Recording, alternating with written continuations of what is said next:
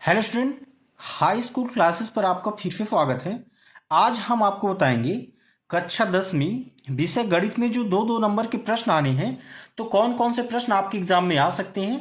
Student, जैसा कि आपको पता होगा, आपके मेन पेपर में मुख्यतः 12 प्रश्न ऐसे होंगे जो दो दो नंबर के रहेंगे। ठीक है, तो दो दो नंबर में कौन कौन से प्रश्न पूछे जा चुके हैं, कौन कौन से प्रश्न इस वर्ष आ सकते हैं, सारे क्वेश्चन में आपको इस वीडियो में बताऊंगा।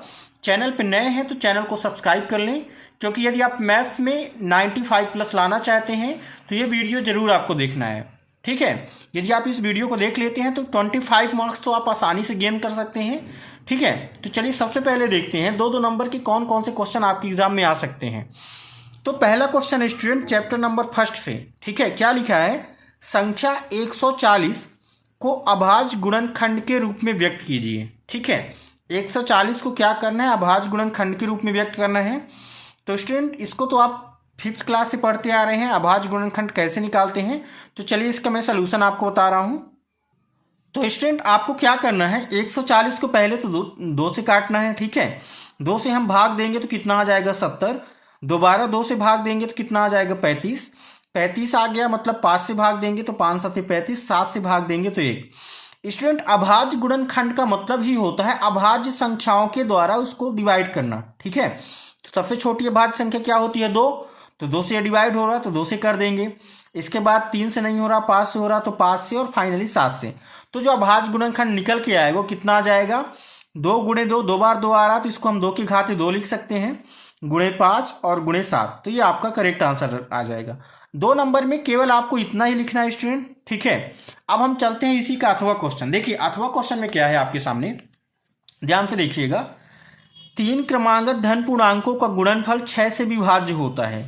क्या यह कथन सत्य है या असत्य है, हमें ये बताना है। ठीक है, क्या बोला गया है? 3 क्रमागत धन पूर्णांक, हमें 3 ठो धन पूर्णांक लेने हैं। स्टूडेंट, हम कोई भी धनात्मक 3 ठो ले सकते हैं। तो देखिए मैंने यहाँ पे ले लिया, माना 3 पूर्णांक 1 2 3 है। ठीक है, क्रमशः लेना है, मतलब एक के बाद एक कॉन्जुकेटिव लेना है। तो तीनों का जो गुणनफल होगा तो कितना हो जाएगा? 1 गुणे 2 गुणे 3, मतलब तीनों का गुणनफल कितना आएगा? 6 आएगा। अब हमें ये चेक करना है कि तीनों का गुणनफल 6 से विभाजित होगा कि नहीं। तो 6 में हम 6 का भाग दे देंगे तो 1 आ जाएगा। मतलब ये जो स्टेटमेंट लिखा हुआ है स्टूडेंट आपके क्वेश्चन में कि 3 क्रमागत धन पूर्णांकों का गुणनफल 6 से विभाज्य होता है, ये क्या है? सत्य है। आपको क्या लिख देना स्टूडेंट? सत्य है। ठीक है, तो ये राइट करना था। चलते हैं अगले क्वेश्चन पे। अगला क्वेश्चन आपके सामने है, देखिए क्या लिखा है? पूर्णांकों 26 और 91 के HCF और LCM ज्ञात कीजिए। ठीक है, तथा इसकी जांच कीजिए कि दो संख्याओं का गुणनफल बराबर HCF इंटू LCM। तो क्या करना है हमें? सबसे पहले तो इनका LCM और HCF निकालना है। ठीक है, तो LCM HCF कैसे निकालेंगे? देखिए पहले तो हम दोनों का भाज्य गुणनखंड निकालेंगे। ठीक है, तो 26 का भाज्य गुणनखंड क्या हो जाएगा? पहले 2 से भाग देंगे तो 13, दोबारा 13 से भाग देंगे तो 1। इसी तरह 91 है, इसमें सीधा 7 का भाग जाएगा। ठीक है, फिर 13 का। तो 26 का भाज्य गुणनखंड आ गया हमारे पास। देखिए कितना आ गया? 2 गुणे 13, और 91 का भाज्य गुणनखंड आ गया 7 गुणे 13। हमें यह CF निकालना है। यह CF का मतलब क्या होता है? Highest common factor. तो इन दोनों में 13 ऐसा फैक्टर है जो दोनों में है, तो यह CF कितना हो जाएगा? दोनों का 13 हो जाएगा। इसके बाद क्या निकालना है? LCM। तो LCM क्या करते हैं? पहले तो हम यह CF लिखेंगे और इसके बाद यह CF के अलावा जो संख्याएं बची उनको लिख देना है। तो यह CF 13, तो 13 को एक बार लिखना है, और 26 में 2 बचा, इसमें 7 बचा, तो 13 गुणे 2 गुणे 7। 13 दूना 26 और 26 सत्ते कितना होता है? 182। तो आपका जो LCM आ गया वो कितना आ गया? 182। अब आंसर में बोला था सत्यता की जांच करो। देखिए हम जानते हैं किन्हीं दो संख्याओं का जो गुणनफल होता है ना स्टूडेंट, N1 इंटू N2, वो क्या होता है? उन्हीं दो संख्याओं की LCM और HCF के गुणनफल के बराबर होता है। तो हमारे पास दो संख्याएं थी 26 और 91, तो दोनों का गुणनफल, और इधर LCM कितना आया? 182, HCF कितना आया? 13। इन दोनों का गुणा, दोनों पक्ष क्या आने चाहिए? बराबर आने चाहिए। तो 26 का 91 से गुणा करेंगे तो 2366 आएगा। उसी तरह 13 का 182 से गुणा करेंगे तो ये भी 2366 आएगा।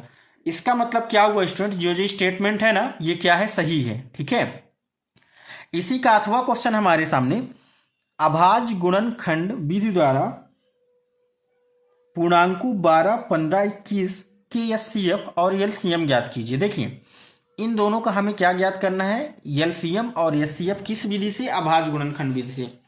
तो देखिए इसका भी सलूशन मैं आपको करा रहा हूं।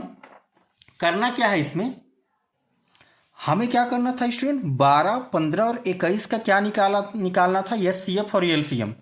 तो पहले तो इनका हम गुणनखंड लिख लेंगे। तो 12 को हम क्या लिख सकते हैं, 2 दूना 4, 4 3 12, और 2 गुणे 2 लिखा है, इसको हम 2 की घाते 2 भी लिख सकते हैं, और गुणे 3। इसी तरह 15 का अभाज्य गुणनखंड हो जाएगा 3 गुणे 5। 21 का कितना हो जाएगा, 3 गुणे 7। तो एचसीएफ क्या होता है, हाईएस्ट कॉमन फैक्टर, तो 3 तीनों में हमें दिख रहा है, तो एचसीएफ कितना हो जाएगा, 3। और एलसीएम कैसे निकालते हैं, इन तीनों का जो एचसीएफ आया ना उसको एक बार लिखते हैं, और एचसीएफ के अलावा जो बचा उन सारी संख्याओं को लिख देना है। तो देखिए इसमें से 3 तो हमने राइट कर दिया, बचा क्या, 2 की घाते 2, तो 2 की घाते 2। इसमें से 3 हमने राइट कर दिया, बचा कितना, तो 5। इसमें से भी 3 आ गया, बचा कितना, 7, तो 7। सभी का गुणा कर देंगे स्टूडेंट, तो हमारे पास आंसर निकल के आएगा 420। तो इन तीनों संख्याओं का जो एलसीएम होगा, लघुत्तम समापवर्तक होगा, कितना आ जाएगा, 420। और जो एचसीएफ होगा, हाईएस्ट कॉमन फैक्टर, ये कितना आ जाएगा, 3। ठीक है, तो आपको एग्जैक्ट ऐसे ही लिखना है 2 नंबर में। अब देखिए हम अगले क्वेश्चन पे आते हैं। अगला क्वेश्चन हमारे सामने क्या लिखा है, देखिए कौन सा क्वेश्चन है, क्वेश्चन नंबर 8वां। अभी तक हम 4 क्वेश्चन हल कर चुके हैं, क्वेश्चन नंबर 8 पे चलते हैं। एक द्विघात बहुपद ज्ञात कीजिए जिसके शून्यकों का योग तथा गुणनफल क्रमशः -3 और 2 हैं। देखिए स्टूडेंट, आपको एग्जाम में कैसे लिखना है मैं उस वे में आपको बता रहा हूँ, ठीक है, एग्जाम की पॉइंट ऑफ व्यू से बता रहा हूँ। आप ऐसा लिखेंगे तो आपको एकदम बराबर नंबर मिलेंगे। अब देखिए हमारे पास यदि स्टूडेंट हमें शून्यकों का योगफल और गुणनफल पता है, तो बहुपद निकालने का फार्मूला होता है x² minus alpha plus beta into x plus alpha beta. Alpha plus beta क्या हो गया, शून्यकों का योगफल, और अल्फा इंटू बीटा क्या हो गया, शून्यकों का गुणनफल। तो यहाँ पे हमें अल्फा प्लस बीटा का मान कितना दिया है, -3, और अल्फा इंटू बीटा का मान दिया है 2। तो हम क्या करेंगे, इस फार्मूले में अल्फा प्लस बीटा का मान और अल्फा इंटू बीटा का मान पुट कर देंगे। तो देखिए x², तो x² आ गया, माइनस तो माइनस, अल्फा प्लस बीटा का मान -3 है, तो -3 रख दिया हमने, इंटू एक्स है तो इंटू एक्स, और plus alpha beta. Alpha beta मतलब अल्फा इंटू बीटा, इसका मान कितना है, 2 रख दिया हमने। इसको कैलकुलेट करेंगे ना तो आ जाएगा x² माइनस माइनस प्लस का 3x और प्लस 2, ये हमारा क्या हो जाएगा, बहुपद हो जाएगा। एग्जैक्ट आपको ऐसे राइट करना है। देखिए इसका जो अथवा क्वेश्चन है ना स्टूडेंट, सेम इसी पैटर्न पे बेस है। क्या बोला है, एक द्विघात बहुपद ज्ञात कीजिए जिसके शून्यकों का योग तथा गुणनफल क्रमशः 1/4 और -1 है। तो इसको कैसे हल करना है, देखिए इसका भी सोल्यूशन मैं आपको बता रहा हूं। तो स्टूडेंट हमें क्वेश्चन में पता था शून्यकों का योगफल अल्फा प्लस बीटा कितना पता, 1/4, अल्फा इंटू बीटा कितना पता था, -1। हम जानते हैं जो द्विघात बहुपद होता है किस रूप में होता है, x² minus alpha plus beta into x plus alpha beta. इस पर क्या करना है, हमें अल्फा प्लस बीटा का मान रख देना है और अल्फा इंटू बीटा का मान, ठीक है। तो अल्फा प्लस बीटा का मान 1/4 था, तो 1/4, अल्फा इंटू बीटा का मान कितना है, -1, तो -1। इस फार्मूले में हमने वैल्यू रख दिया, कैलकुलेट करेंगे तो क्या आ जाएगा, x² माइनस 1/4x और प्लस माइनस का -1। अब देखिए बटे में 4 है, पूरे टर्म में 4 से हम 4 से क्या कर देंगे, गुणा। तो 4 का गुणा करेंगे तो 4x², इसमें ऊपर नीचे 4, तो 4 से 4 कैंसिल, x बचेगा, और 1 का गुणा 4 से करेंगे तो 4 आ जाएगा। तो हमारा जो आंसर निकल के आएगा,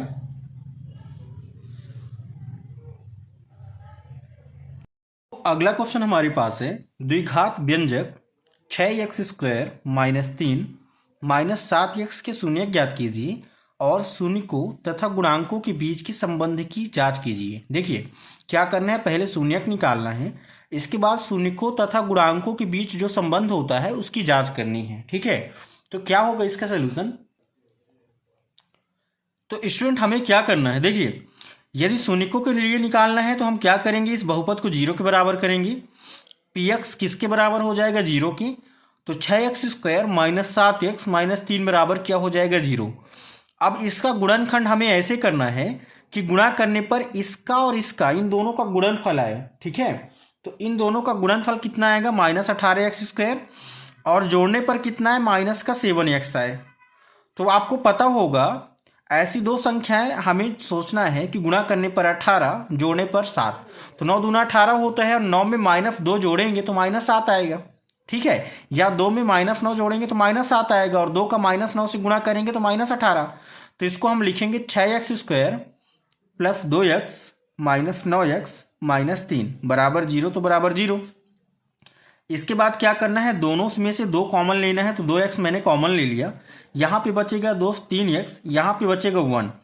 इसी तरह इन दोनों में से मैं 3 कॉमन लूँगा, माइनस तो पहले से कॉमन है, तो जैसे ही मैं माइनस कॉमन लूँगा ये दोनों साइन चेंज हो जाएंगे। और 9x से 3 कॉमन आ गया तो 3x, और 3 से 3 बाहर आ गया तो 1 बचा। हमारे पास 2 गुणनखंड निकल के आया, 2x - 3 और 3x + 1 किसके बराबर है, 0 के। तो एक बार 2x - 3 बराबर 0 करेंगे तो x का मान 3/2, और एक बार 3x + 1 बराबर 0 करेंगे तो x का मान -1/3। ठीक है, एक शून्य को हम अल्फा मान लेंगे, एक शून्य को क्या मान लेंगे, बीटा। तो अल्फा बराबर 3/2 और बीटा बराबर कितना हो जाएगा, -1/3। अब जो संबंध होता है ना, आपको पता होगा क्या होता है, अल्फा + बीटा बराबर होता है -b/a, और अल्फा × बीटा बराबर होता है c/a। अब देखिए, हमें पता है पहला रिलेशन हम यहाँ पे लिख सकते हैं चेक। हम सत्यता की जांच कर रहे हैं स्टूडेंट, तो क्या लिखेंगे, चेक। देखिए, अल्फा + बीटा किसके बराबर होते हैं, -b/a के। अल्फा का मान मेरे पास 3/2 आ गया, बीटा का मान -1/3 आया। दोनों को जोड़े तो कितना आना चाहिए, -b/a। तो इस वर्ग समीकरण में हम देखें तो b का मान -7 है और a का मान 6 है। तो हम यहाँ पे मान रख देंगे, इसको कैलकुलेट करेंगे तो दोनों साइड 7/6 आ रहा है, मतलब ये क्या है, सही है। इसी तरह दूसरा जो रिलेशन होता है वो होता है अल्फा × बीटा बराबर c/a। तो अल्फा × बीटा करेंगे, कितना आना चाहिए, c/a। c का मान -3 है, a का मान 6 है। इन दोनों का गुणा करेंगे तो ये भी 3/6 आ गया, ये भी -3/6 आ गया। तो जो हमारा संबंध है क्या स्टूडेंट, सही है।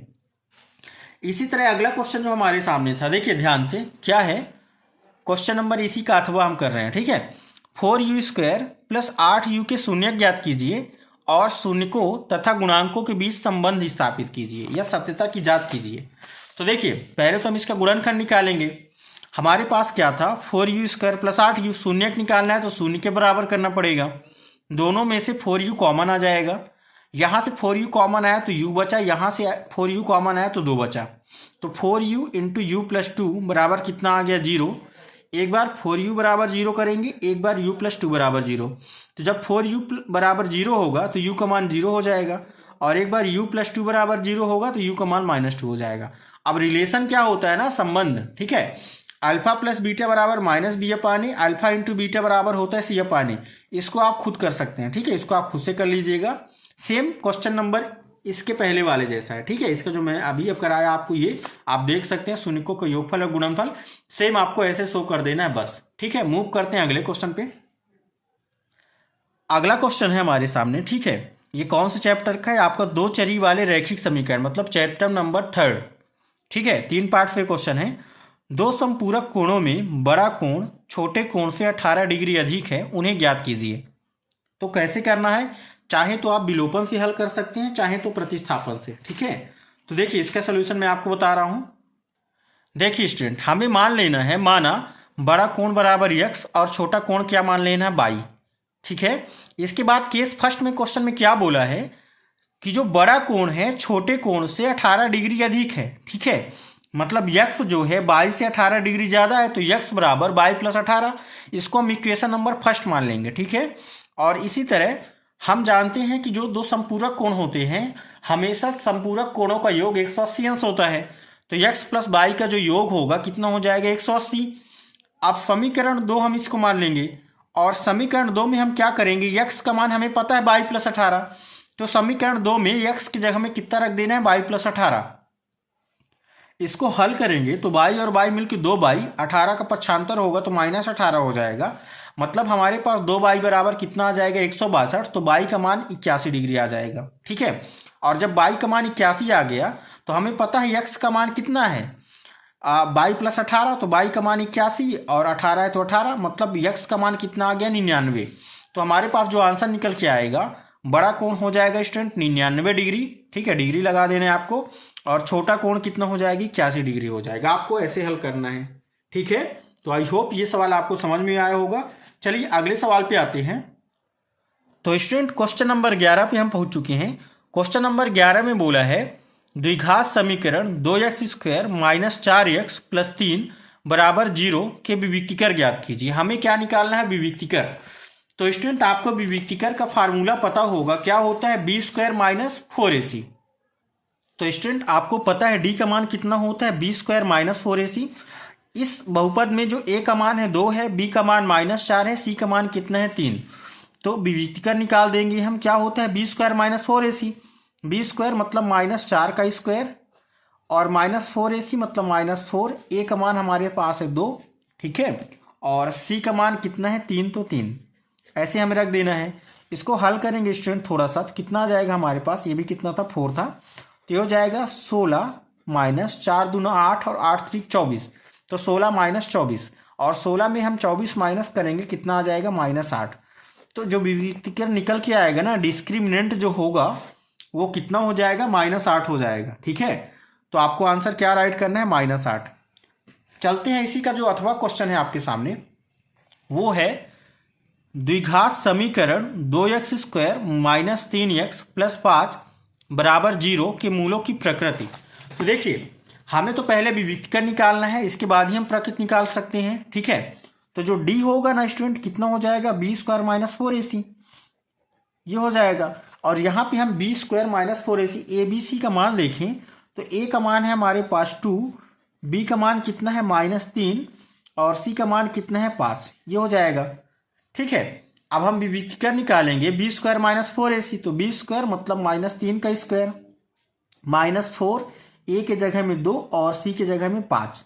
इसको कैलकुलेट करेंगे तो -3 का स्क्वायर 9 और -5 दूना 10, 10 चौको 40, कितना आ गया? 9 माइनस 40। 9 में हम 40 घटाएंगे तो कितना आ जाएगा स्टूडेंट? -31 आ जाएगा। कितना आ जाएगा? -31। अब देखिए क्वेश्चन में पूछा था मूलों की प्रकृति।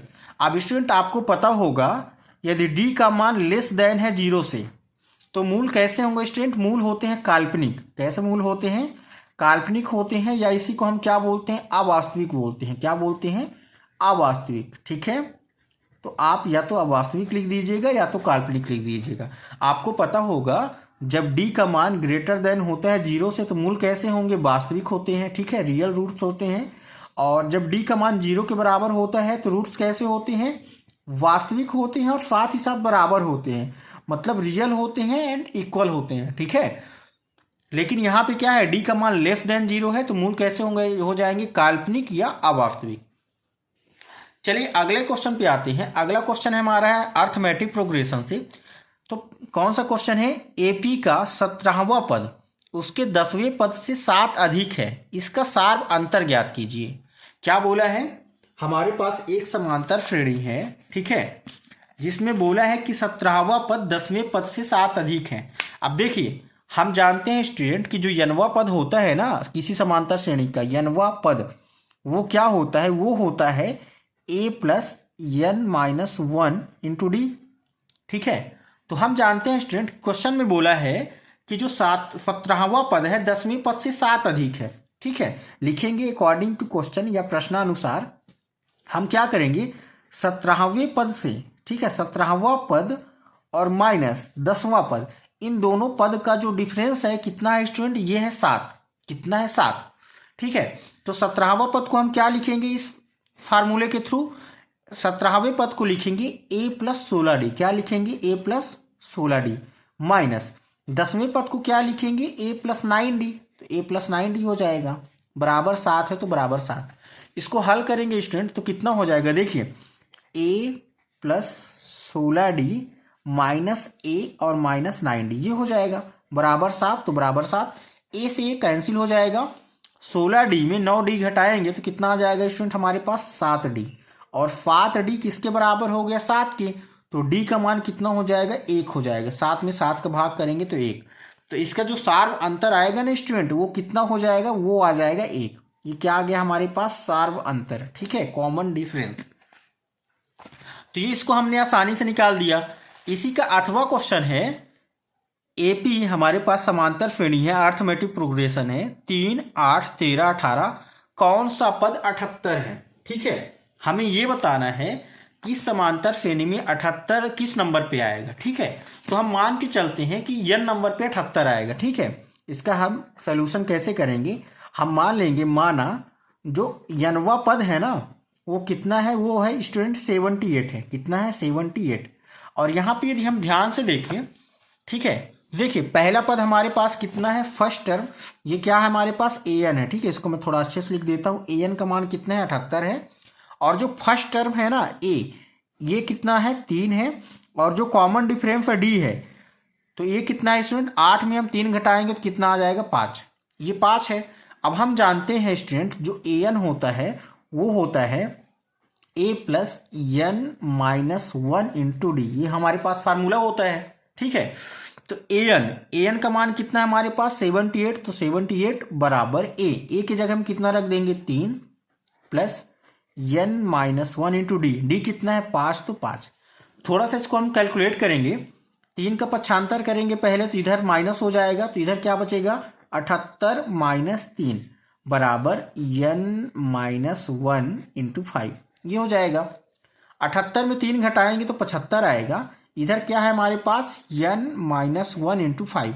हम चाहें तो यहाँ से 5 से 75 को काट सकते हैं, 15 पना 75 होता है। अब -1 का पक्षांतर करेंगे तो 15, और -1 इधर आके क्या हो जाएगा, +1 बराबर n। तो n का मान कितना आ जाएगा हमारे पास, n का मान आएगा 16। कितना आ जाएगा स्टूडेंट, 16। मतलब हमें क्या पता चला, इस समांतर श्रेणी में जो 78 है ना, कितने नंबर पर आएगा, 16 नंबर पे आएगा। ठीक है, चलिए अब हम अगले क्वेश्चन पे चलते हैं। अगला क्वेश्चन है क्वेश्चन नंबर 13। क्या लिखा है, संलग्न आकृति में क्रमशः ओपी, ओक्यू और OR, ठीक है, पर स्थित बिंदु ABC इस प्रकार है कि AB पैरेलल है किसके, PQ के। देखिए AB किसके पैरेलल है, PQ के। और AC किसके पैरेलल है, हमारे पास PR के पैरेलल है। AC पैरेलल है PR के। हमें दर्शाना क्या है कि जो BC है वो किसके पैरेलल होगा, QR के होगा। ठीक है, तो चलिए इसका सलूशन देखते हैं। स्टूडेंट आप लोग पढ़े होंगे आधारभूत आनुपातिकता प्रमेय। आधारभूत आनुपातिकता प्रमेय क्या होती है, यदि किसी त्रिभुज में एक भुजा के समांतर कोई हम रेखा खींचें तो अन्य दो भुजाओं में क्या करती है, समान अनुपात में विभाजित करती है। यहाँ पे जो AB है PQ के क्या है, समांतर है। ठीक है, इसका मतलब क्या हुआ स्टूडेंट, यहाँ से यहाँ तक का अनुपात और यहाँ से यहाँ तक का अनुपात बराबर होगा। मतलब हम क्या लिख सकते हैं, OB और बटे में BQ ये किसके बराबर होगा, OA और बटे में AP के। तो ये हमने लिख दिया, OB बटे में BQ किसके बराबर हो जाएगा, OA और बटे में AP। ये इसको हमने मान लिया समीकरण नंबर 1। इसी तरह क्या करना है, यहाँ पे देखिए ये भी क्वेश्चन में पता था, AC पैरेलल है AR के, AC पैरेलल है किसके, PR के। ठीक है, तो यदि AC PR के समांतर है तो OC और CR का जितना अनुपात होगा ना, उतना ही अनुपात OA और OP का होगा। वही मैंने लिख दिया, OC बराबर है CR, OC और बटे में CR किसके बराबर हो जाएगा, OA बटे में AP। तो OA बटे में AP। ठीक है, देखिए समीकरण नंबर 1 और समीकरण नंबर 2 दोनों क्या है आपस में, यदि हम कंपेयर करें तो इनका RHS दोनों का क्या है, बराबर है। तो यदि RHS बराबर है तो LHS आपस में बराबर होंगे। मतलब OB बटे में BQ किसके बराबर हो जाएगा, OC और बटे में CR की। तो ये हमने लिख दिया। अब देखिए OB बटे में BQ किसके बराबर है, OC और बटे में QR के। और यदि ये इन दोनों का अनुपात बराबर है तो ये दोनों भुजाएं कैसी होंगी, समांतर। मतलब हम बोल सकते हैं BC किसके समांतर होगा, QR के। तो आपको ऐसे राइट कर देना है। मोस्ट इंपॉर्टेंट क्वेश्चन है, इसको आप अच्छे से याद कर लीजिएगा, अच्छे से सॉल्व कर लीजिएगा, आपके एग्जाम में जरूर आएगा। ठीक है स्टूडेंट, देखिए अगला क्वेश्चन है, बिंदुओं 0, 0 और 36, 15 के बीच की दूरी। तो आपको सीधा डिस्टेंस फार्मूला लगा देना है, √x2 माइनस x1 का स्क्वायर और प्लस y2 माइनस y1 का स्क्वायर। तो देखो बेटा यहाँ पे क्या करना है, 0, 0 और 36, 15 के बीच की दूरी निकालना है। तो इसको हम x1 y1 मान लेंगे, इसको x2 और y2 मान लेंगे। फार्मूला क्या होता है, √ में x2 माइनस x1 का square plus y2 minus y1 का स्क्वायर। इस पर हम मान रख देंगे तो 36 माइनस 0 का स्क्वायर और 15 माइनस 0 का स्क्वायर। हल करेंगे तो कितना आ जाएगा, 39 आ जाएगा। देखिए 2020 में क्वेश्चन आ चुका है, मोस्ट इंपॉर्टेंट है। ठीक है, एक क्वेश्चन जरूर आएगा किन्हीं दो बिंदुओं के बीच की दूरी निकालने को। तो इसको आप अच्छे से तैयार कर लीजिएगा, एक क्वेश्चन डेफिनेटली आपके एग्जाम में देखने को मिलेगा। अगला क्वेश्चन आपकी था, हमें ये दर्शाना था कि ये तीनों बिंदु क्या है, संरेख हैं। संरेख है मतलब एक ही रेखा पर स्थित है, मतलब इनके बीच की दूरी क्या है, बराबर है। तो एक बार हम इन दोनों के बीच की दूरी निकालेंगे, एक बार इन दोनों के बीच की दूरी निकालेंगे। देखिए एक बार पी क्यू निकालेंगे, एक बार क्यू आर निकालेंगे और एक बार आर पी निकालेंगे। तो तीनों का मान क्या है, अलग अलग आ रहा है।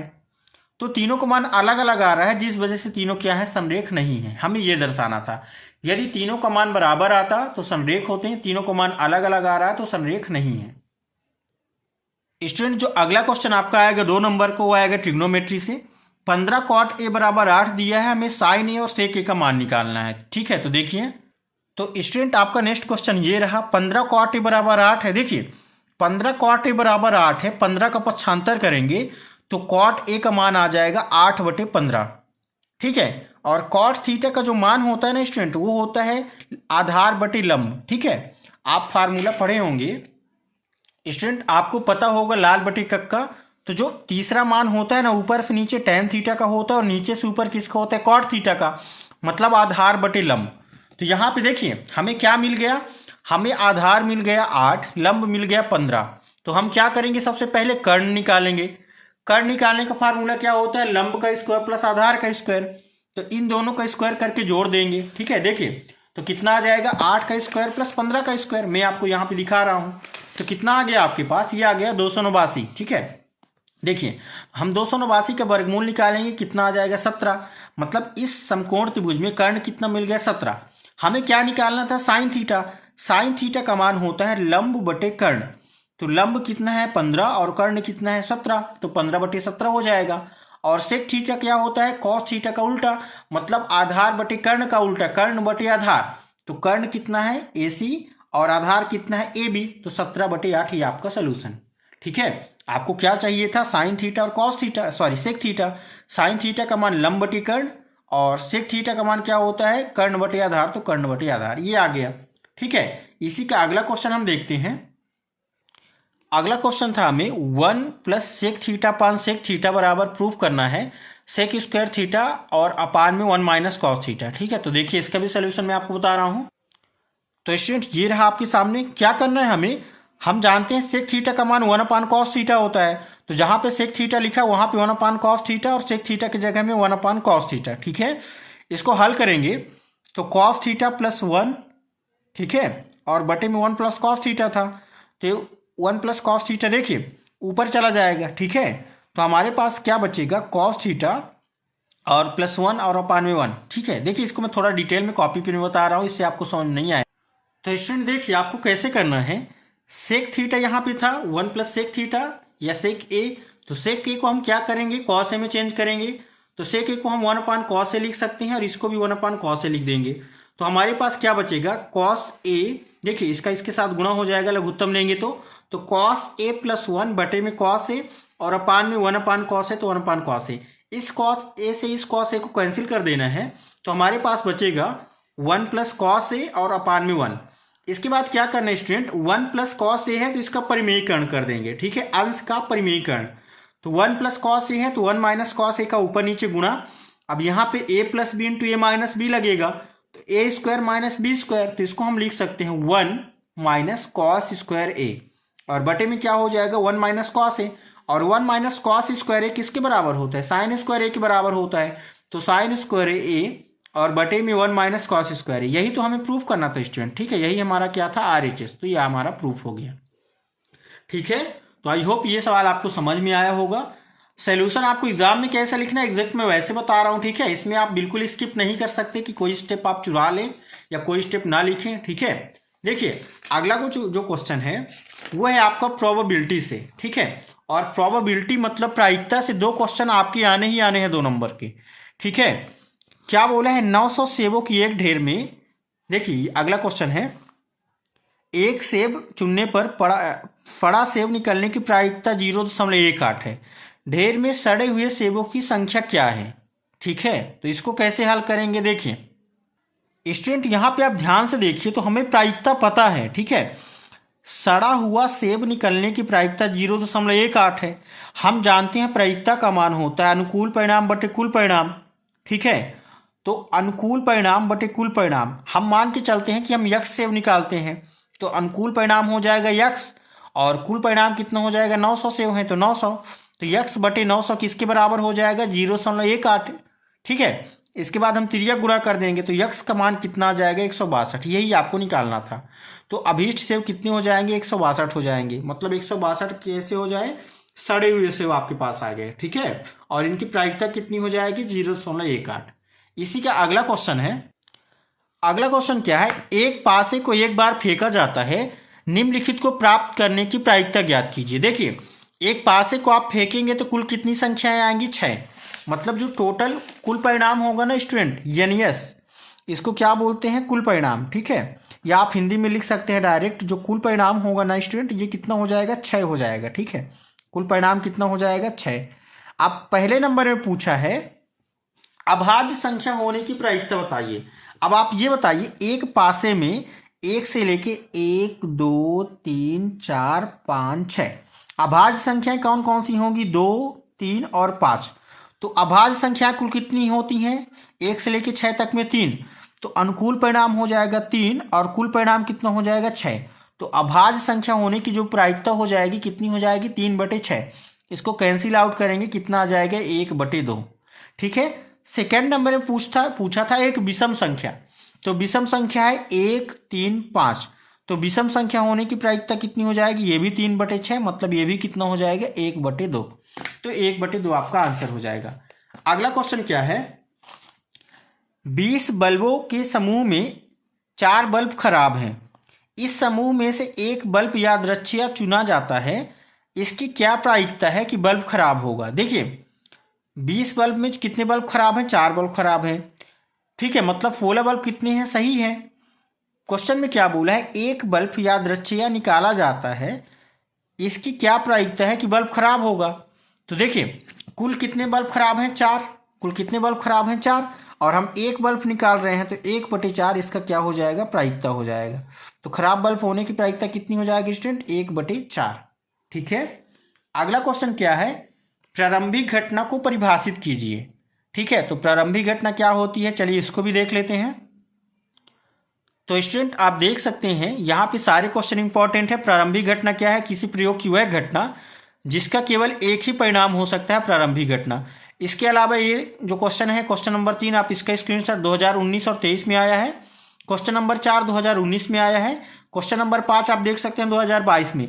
ये सारे क्वेश्चन इंपॉर्टेंट हैं, आप इसका स्क्रीनशॉट लेके इसको अच्छे से हल कर लीजिएगा। ठीक है,